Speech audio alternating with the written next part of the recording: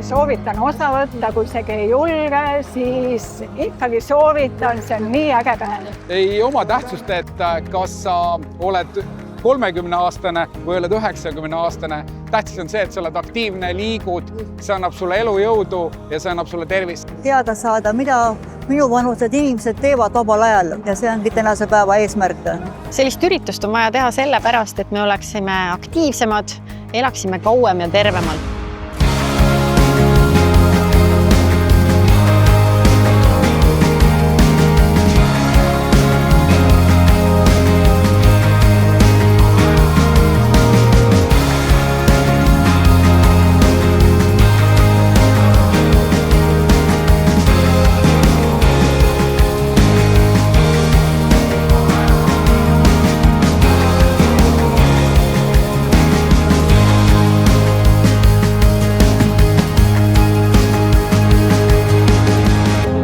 Me siin üritusel kaasame inimesi 50+, sellepärast et 50 on täpselt selline tore iga, kui lapsed on saanud suuremaks, neil on aeg iseendast hoolitsema hakata. Võib-olla juba 65-selt on neid muutusi liiga hilja sisse viia, me peame alustama veidi varasemalt. No minu vastus on ikka, tule alati, proovi alati, sellepärast et see, kes ei proovi, ega see teada ei saa. Ja teine asi see, et siin on nii palju toredaid inimesi ja toredaid neid pakkujaid ja soovitajad, et alati saab nõu küsida, kui on selleks vajadus olemas. Tegemise rõõm ja tahtsin näha neid harjutusi ja loenguid.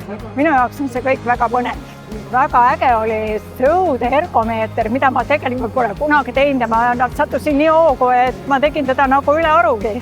Ja antakse nagu võimalus tulla ka niistel, kes tavaliselt igapäevaselt ei käi, kuidas ma ütleksin, sporti tegemas, aga lihtsalt astuvad uksest välja ja tunnevad, et nad on võimelised midagi tegema.